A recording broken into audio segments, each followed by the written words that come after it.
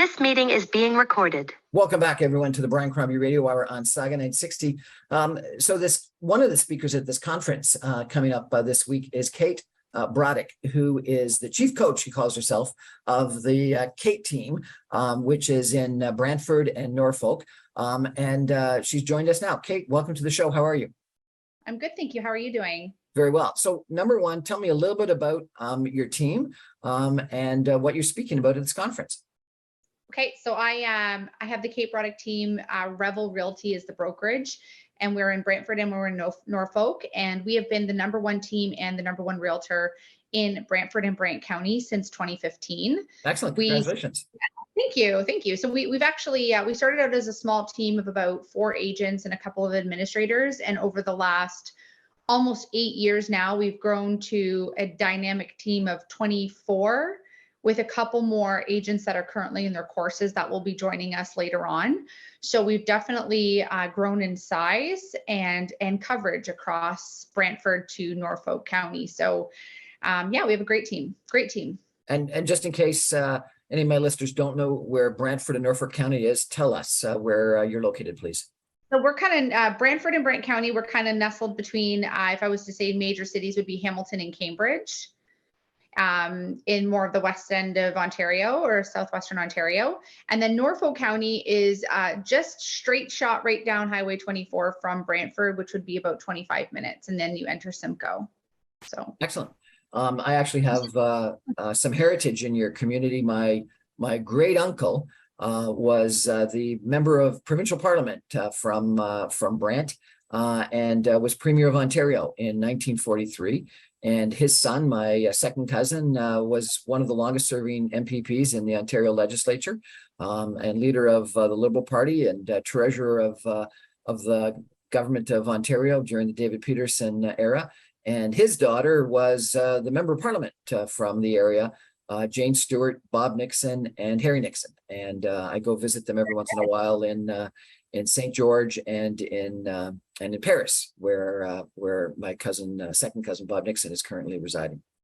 Very good. So they're in the county then. Yes, yeah, not in Brantford, but in the county.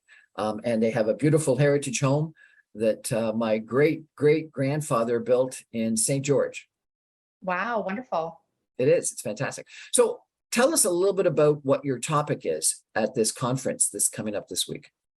So I am one of 5, I believe, keynote speakers that is going to be speaking about building that female empowered team, which is something that we're seeing now, which an emergence of this female empowerment. You know, years ago, the female business owner would have been something kind of rare because most women, you know, they would take care of the home, the kids, and all of that stuff. So to have this emergence of these strong-willed women coming into the workplace and now leading large teams is it's a beautiful thing. And so what I want to talk about, which I'm very passionate about, is bringing that female empowerment to a team and how you run that successfully with very, very specific systems and processes in place in order to achieve success together. And that's the biggest thing, is because, you know, you can be a great female entrepreneur, but it's our message to say, how did we get that success? It didn't just fall from the sky. There had to be certain things that we've done along the way that were consistent in order to achieve and maintain that level of high success. So why would it be at all beneficial to a client to have an all-female team representing them? Well, I mean, it's not necessarily that it's an all-female team better for the client, but what we do bring is something I think a little bit more unique than a man. And that doesn't mean that men don't have unique qualities that would come to the table, you know, over a woman. I think we really bring that nurturing feeling, that relationship building sense. That's kind of what women are equipped to do, right? Is to nurture, build relationships, maintain connection. So from a client standpoint, they might feel that a little bit more with a female than versus a male. And that's not to say that men don't have amazing strengths as well. I think that just might be our edge. But I think more than anything, rather than just being the fact that we're all female, it's how do you maintain this whole group of females? And I get that all the time, is how do you guys not tear your heads off, you know, probably relating more to like a big sisterhood. Right. And so I think what's the secret? What's the secret in that regard? It's personalities. So I'm a big believer in matching personality. So I have Kathleen Black coaching and consulting as part of my coaching aspect for our agents. And we do a lot of personality profiling to see who would be a good fit for the team. It's not really whether you're male or female. It's what do you bring to the table and how are you going to work in a team environment? And that's really important. I had a really interesting conversation with Kathleen. I've had her on my show previously. And she said that too often people want to hire people that are the exact same as them, but that's actually not beneficial. What you want to do is you want to hire someone that's got the skills that you don't have, such that you can focus on the things that you do best, and you can have someone else focus on the things that they do best. And she used as an example, someone might be really good at establishing that personal contact that you talked about. Someone else might be really good at just doing the computer analysis of comparables and things like that. And so therefore, you got to make sure that when you build a team, just like a hockey team or whatever other team, you have people with different skills. Is that something that you did in the creation of your team? Absolutely. And it's even more so in their specific roles. So I have 9 staff, 2 evening part-time staff and 4 leadership roles and 3 like regular staff members. And a leadership role would require a certain personality trait on that DISC profile, because they need to be able to oversee, they need to manage, they need to be able to have those hard conversations, they need to be able to delegate. So someone that's in that role versus someone who is more in like a staff member role where they have specific duties, they have to take direction, they have like an authoritative figure, and I don't mean that in a bad way, but overseeing their work, they need to have certain personality traits so that those people don't clash, right? And there's harmony within the office. And so I take that very seriously, especially coming from a team that's so large that when we have like 15 agents and 9 staff, we need to be able to get through our day-to-day systems without very little hiccups, because we're also a very high producing team. So I think her DISC assessments are, honestly, if no one's implementing personality profiling in their team, they need to start doing it. It was a game changer for me. I was looking at people more so as a commodity to grow and elevate the team versus, oh, I really like this person. Well, I like a lot of people, but that doesn't mean that they're the right fit for a position on the team, right? So you do DISC personality tests for everyone before they join your team. And then what are you looking for? You're looking for people that are the same or people that are different? I like diversification. Then that's across the board. I mean, they're just because someone might be a little bit more outgoing and another person might be a little bit more introverted, but that doesn't mean that they're not great for the job. It just means that we have to have our communication in line with how they receive information. That's another big part of it, right? Everyone generally communicates how they want to be communicated with. But if you're looking at a person from a DISC profile, you're to communicate with them based on how they receive information. And so that for me was a big game changer. And it actually created a lot of cohesiveness within our team, because we stopped looking at people like, well, why is she not responding the way I would want to respond? Well, that's because she's a different person. Right? So it teaches you, and it's a great skill set for clients. If you can read someone and put them on a DISC profile and where they would land, how you communicate with them will vastly change, and they will actually receive the information in a far more, positive way. Do you think it's managing a all-women team is much different than managing an all-men team or a men and women team? I think so. I think there are certain characteristics and certain personality traits that male and females exhibit. I think that just men tend to be more nose to the grind, like less fluff around, like I find for the most part, whereas women, they take that connection. Yeah, they just want to know what's going on, right? Like sometimes that makes it easier. But I find that women tend to connect on a really deep level, and that can be a beautiful thing too. So I did a fascinating interview just a week or two ago with a clinical psychologist, who said that women are process-oriented and men are goal-oriented. And actually, she used the example of a man wants to find you a house, but a woman would want to find you a home. I thought that was kind of an interesting difference. And so the man just wants to be the goal, achieve the goal, find that house that you want. But the women may be more worried about whether it's going to be a place where you can raise your family, et cetera, I guess. Yeah, and I mean, every gender has certain characteristics that are not always true. There's always exceptions. I mean, I don't want to generalize because that's not fair either, but From my experience, I do say that the woman becomes more emotionally connected during the process in buying and selling homes, and even just their commitment to the team. You see a difference in the way that they communicate, and both of them are wonderful. It's just I just happen to have the female team, and I always have had that female team. Right. So it's something that I love. I love my team. So you're speaking at this conference on Thursday in Mississauga. Why would you want to take the time out of your job and go and speak at the conference? This is the stuff that gets me out of bed faster. So I've done the, 200 plus transactions a year. And trust me, I love it. I love the chase, the hunt of the business. But as I've grown myself personally, I find that what was missing was the connection with other colleagues in the business and learning from them and hearing their voice and what do they have to say, what worked for them, what didn't. The camaraderie and culture for me is so important, and it's always been so important on a very small level, which would be my team. But over the last couple of years, and especially since the pandemic, Virginia bringing these conferences to our industry has brought out this sense of togetherness, that we can do more together, that collaboration is so important in our industry. Like, just for instance, at her conference in March, I had met the Fulton sisters, who I had known from social media, but we had never met. We've never been face to face because of the pandemic. And sure enough, I met them at the conference. We had a blast together. And then I started referring them my family, and they started selling the houses for my aunts and my uncles.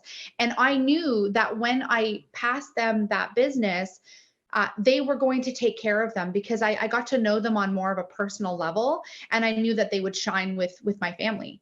And so that's what I mean, like going in and being able to meet people face to face and forming that connection with people outside of your immediate like territory in your industry. It just opens up a whole other door for referrals and just for collaboration. And Revel is actually really known for this. Our head coaches in all different locations, like we come to each other's staff meetings and speak at them. We show each other, things that have worked for us. We give our trade secrets to them, because we know that at the end of the day, the more we share and the more we collaborate, the more we all succeed. Now, you're very active on social media. You mentioned that you found someone on social media. But you're interesting, I think. Tell me if this is a wrong assessment, but not only do you post videos of the homes that you're selling, you post videos that are just funny. I saw one recently that was, I guess it wasn't you singing, but it was someone singing a comment about being a single woman and not being able to find any guys out there. But you were suggesting that was similar to real estate, someone looking for real estate homes and not being able to find anything that was perfect. Yeah, you know what? Honestly, this industry, buying and selling houses is exciting for the clients, and we love to be a part of it. But I think that social media has allowed us to really tap into who we are as an authentic person. And there's a lot more to me than just, pounding the pavement, drafting deals. I'm also a mom of 3 boys. I like to have fun. I take my friendships and my connections extremely seriously, but I like to have a laugh. And sometimes we need that, right, in our industry. And so putting a little personality out there and just showing yourself, you're not going to be everybody's cup of tea. Some people might look at that and be like, oh my God, is she off the wall? But it's who I am. And it's not something that I wouldn't do if I was sitting around a table with a couple friends and having a joke. So I put that out there as well, because that really is a part of who I am. Do you think that brings you business? Pardon? Does that bring you business, do you think? I had 67 deals brought to me off of Instagram in 2021. Really? Awesome. Yeah. Now, I've got to ask you, my sense of real estate agents or brokers is that they're working a lot of nights, they're working a lot of weekends, they've got open houses, they got showings, et cetera, et cetera. How do you manage that and being a mom of 3 boys? You know what? I am very fortunate. I believe that when you set your schedule and you stay within those parameters, you can kind of guide your clients. And I also have a big team. So it's not that I don't work evenings and weekends. I do, definitely. But I also pass off a lot of leads to my team who are maybe in a different stage of life than I am. Like this weekend, I have my kids and we have a bunch of things planned, and I put this podcast in here as well. But I can't give up all of my free time to clients. I wouldn't have a life. So you have to set the boundaries there with that. And open houses, I mean, a lot of our younger, newer agents take those on Sundays because they're hungry for it. And, we've kind of not been there, done that, but we have been there and done that. Right. So it's just managing your schedule, right? I mean, I don't think any client would expect you to work 24 hours a day. And as long as you're servicing them and they have a time for you or you have a time for them, it seems to be okay.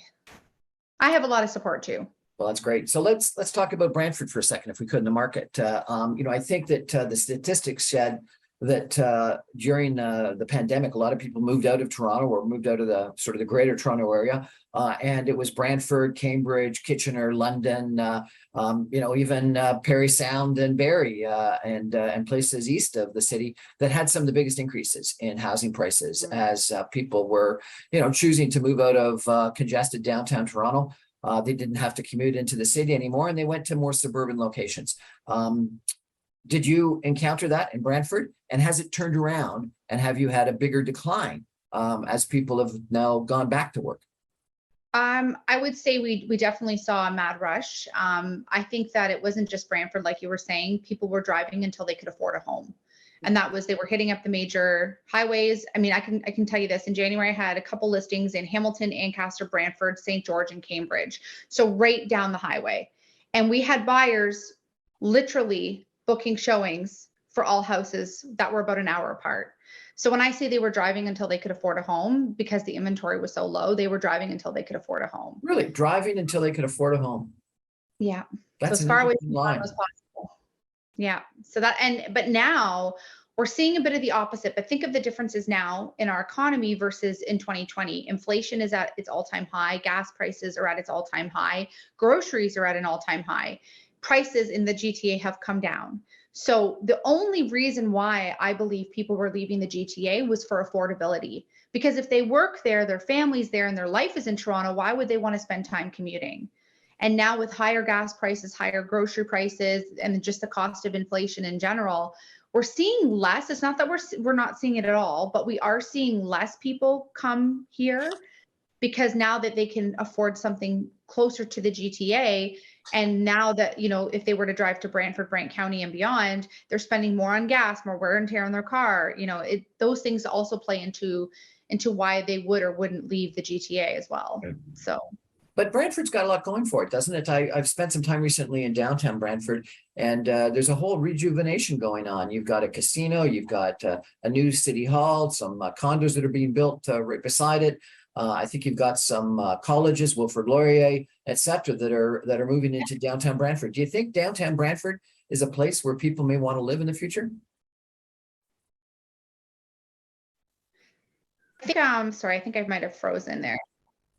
I think that and they have the new YMCA as well. I think that you're seeing a change in Brantford from 10, 15 years ago. I mean, historically, when Massey closed, it was a bedroom community. People didn't have a lot of job opportunities there. But I think now with the downtown cleaning up, and it's not totally done, but it's definitely changed significantly in the last 10 years, we're going to start to see more people come here than we had before, only because of jobs. Once again, Right. Like if there's no employment, it's hard for people to choose a city that they've never been to. Like I came up here because at the time my husband was working as a chiropractor in Ayr. So Brantford was the next biggest city for us to land in.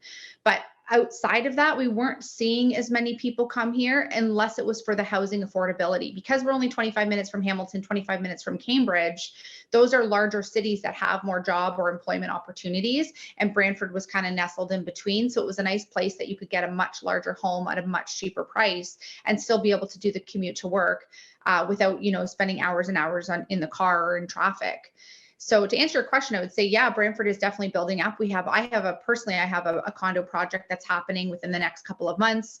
We're seeing more businesses open here, more restaurant selections over the last 5 years for sure.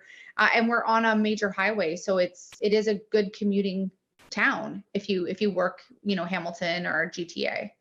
I've also seen advertised some luxury homes, I think in Paris near the Grand River. Is that a trend that people are going into these big, huge, acreage lots and building luxury homes? Well, yeah, that's been out here for quite a while. So there's a couple of places that we call them like estate living. So it's like 3/4 to an acre property with a custom built home on it. There's not much of it left now. There is a bit in Paris, there is a bit in Brantford, some in Norfolk County. But yeah, I mean, think about it. If you're in the GTA to build a house that would probably cost them millions, you might be able to get here between 1.2 and 1.5. Whereas if it was in Toronto or the beaches or somewhere that would, exclusive, you'd be looking at, I mean, where can you get an acre lot in Toronto? You can't, impossible. So then there you go. So they're cashing out on their homes. They're coming here, getting land. They're getting a bigger home. They're getting everything that they want. It's a lot of people, especially that are able to do that work from home, like you were saying. Yeah. Which we are seeing a lot of it go back now. Obviously, businesses want to rebuild that culture, which I can understand. Culture is a big important thing when it comes to the workplace. It's been a pleasure chatting with you. I look forward to hearing what you have to say on Thursday. Tell us a little bit about if people are interested in contacting you. What's the best place to contact you if they want to move to Brantford or St. George or Paris or Norfolk County? Well, they can always call me. That's probably the best, or emails. So I can always, that's 519-774-6664. You can want to laugh. You can go to my agent.kate Instagram, or if you want to see the houses that we have listed, you can go to the Kate Broddick team Instagram page as well. Agent.kate on Instagram.